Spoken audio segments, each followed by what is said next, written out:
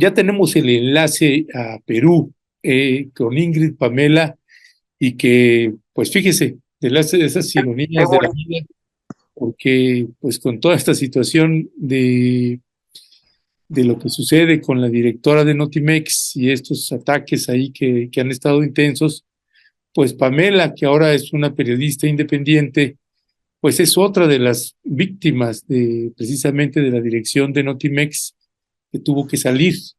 Y estamos hablando de que Pamela estaba la habían incorporado al sindicato, no al que está en huelga, sino al sindicato que creó San Juana Martínez, y así como Pamela, pues otros y otras colegas también tuvieron que salir ahí por piernas, por unas situaciones bastante difíciles. Y Pamela pues está en lo que quisiéramos que estuvieran haciendo ahí en Notimex, pues trabajando y haciendo una cobertura en zonas de alto riesgo ahí en el Perú, y que son temas realmente que nos tienen muy, muy alarmados. 18 personas que perdieron la vida solo el día de ayer, no es una cifra menor, pero además hay otros ángulos en la disputa política que ayer que conversaba un poco epistolarmente con Pamela, pues salieron ahí algunos puntos que ahorita vamos a abordar, porque creo que le va a dar a usted también más pistas y elementos de lo que está sucediendo en Perú y los debates políticos que hay dentro de las propias poblaciones, organizaciones con el gobierno de facto. Así que, Pamela, muy buenos días, bienvenida, gracias por tomarme la llamada. Hola, ¿qué tal, Ernesto? Buenos días, muchas gracias a ti por invitarme a participar en el programa. Gracias, Pamela. Pamela, pues, ¿qué está? Cuéntanos si pudieras hacernos un resumen, una cronología, pues, de los últimos acontecimientos que se están suscitando en el país en términos de represión, de violencia, de las disputas, y más adelante abordar este segundo tema que me pareció muy interesante sobre cuáles son los debates políticos, los desafíos políticos que está teniendo las organizaciones también de abajo, la población peruana. Adelante, Pamela. Sí, pues bueno, como para hacer un pequeño recuento de lo que ha pasado en las últimas semanas, recordemos que hace poco más de un mes, el que era el presidente de Perú, Pedro Castillo, decidió cerrar el Congreso. Sin embargo, bueno, al mismo tiempo el Congreso lo vacó, ¿no? Y en medio de ese contexto lo detuvieron. De hecho, lo detuvieron en Lima cuando se dirigía hacia la Embajada de México porque iba a solicitar asilo. Y posteriormente, pues asume la presidencia Dina Boluarte. A partir de ese momento, en gran parte del país, sobre todo en la zona del sur del país, se desató pues la rabia, la indignación de parte de la población peruana, y convocaron a un primer paro indefinido, un paro de labores general, que dejó pues como saldo de la violenta represión del Estado alrededor de 30 muertos según las cifras oficiales, ¿no? Esta represión desatada por el ejército se dio en distintas partes del país, en Andahuaylas, por ejemplo, que está relativamente cerca de Cusco, de donde por cierto es originaria Dina Boluarte, en Ayacucho, que es en donde yo me encuentro ahora, también y bueno, en otras zonas, digamos, del sur del país. En esa primera oleada, insisto, hubo alrededor de 30 muertos, 30 personas asesinadas, más de 100 personas heridas.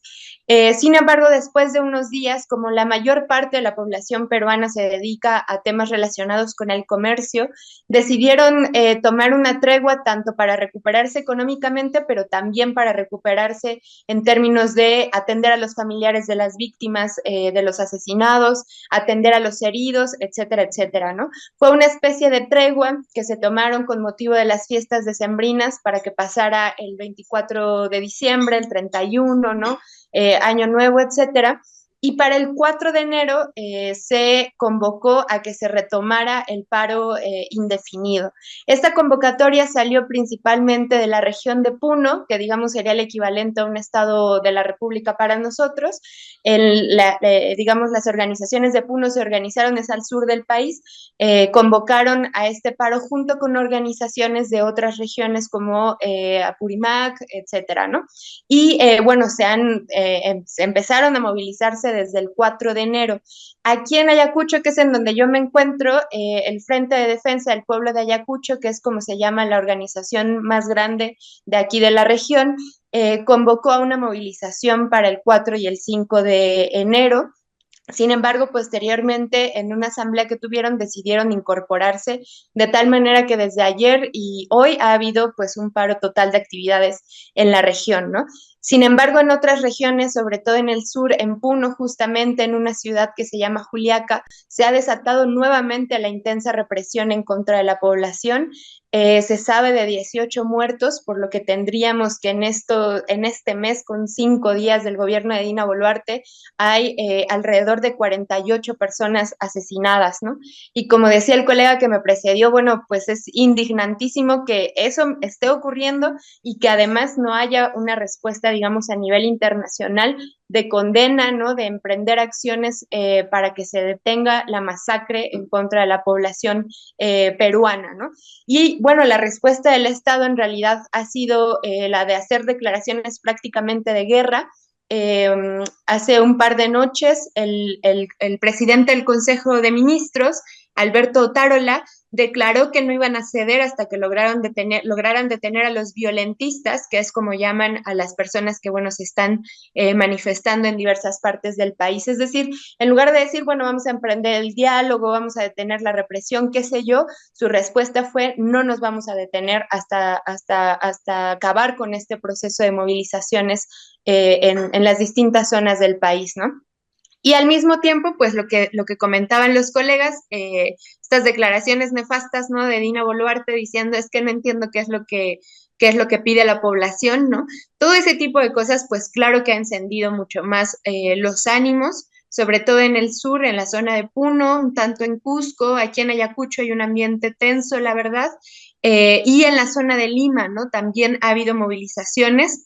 La semana pasada hubo una movilización como de 500 personas en el centro de Lima y la policía detuvo a cerca de 200, ¿no? O sea, casi a la mitad de los manifestantes los retuvieron durante unas horas, parece que a algunos les abrieron procesos judiciales y bueno, pues la situación en Perú, digamos, se sigue complicando porque el gobierno no ha demostrado ninguna intención de abrir la oportunidad de que se resuelva la crisis política tomando en cuenta a la población. Ya, pues vaya, muchas gracias, Pamela, por este valioso recuento. No sé ahí, Pamela, cuáles son los escenarios que se están vislumbrando hacia adelante con respecto de los desafíos. Ayer precisamente me compartías algunos de los temas que se están debatiendo dentro de la población peruana y que me parece que el que los puedas colocar, pues te lo vamos a agradecer porque le va a dar a la audiencia, a la gente que te está escuchando, una dimensión más clara de ya dentro de esta crisis, cuáles son los puntos que está considerando la población que se tienen que trabajar, que se tienen que debatir y que le va a dar a la audiencia pues ese termómetro de lo que sucede en las poblaciones, en las universidades, en varios lugares donde empiezan a abrirse estos debates. Sí, claro, es muy importante esa pregunta porque abarca muchos temas. Voy a tratar de explicarlo lo más claro posible. En primer lugar, hay que considerar que esta movilización intensa que se está desarrollando en el país, insisto, principalmente es en el sur, pero también está avanzando en el centro y en algunas zonas del norte del país, es una movilización que ha sido principalmente espontánea, es decir, no hay una sola figura, digamos, dentro del movimiento popular, ni una sola organización, ni un solo partido, ni nada por el estilo, ni una sola corriente ideológica que esté dirigiendo el proceso. En mucho ha sido sido, digamos, la organización espontánea de las masas. En otra parte, digamos, ese enfado y espontáneo que hay entre la población ha hecho uso de las herramientas organizativas que de por sí tienen y han tenido históricamente, pero en general es difícil encontrar, me parece que imposible en este momento, encontrar una dirección unificada del movimiento social popular, ¿no?, que se está desarrollando. Eso tiene su correlato claro en el hecho de que no hay una sola demanda o una sola consigna que se esté levantando por parte del movimiento popular y que esté unificando absolutamente toda la movilización, ¿no? De hecho, bueno, hemos podido identificar alrededor de 5 demandas y de hecho algunas pueden llegar a contraponerse entre sí cuando consideramos las cuestiones de fondo, ¿no?, estructurales y políticas. La demanda que a mí personalmente me parece que es como que la que más podría atentar en dado caso contra los intereses de quienes han sostenido en el poder a Dina Boluarte es la convocatoria a, bueno, es en términos generales la creación de una nueva constitución, porque recordemos que la constitución actual del Perú data de 1993 y fue escrita por el dictador Alberto Fujimori.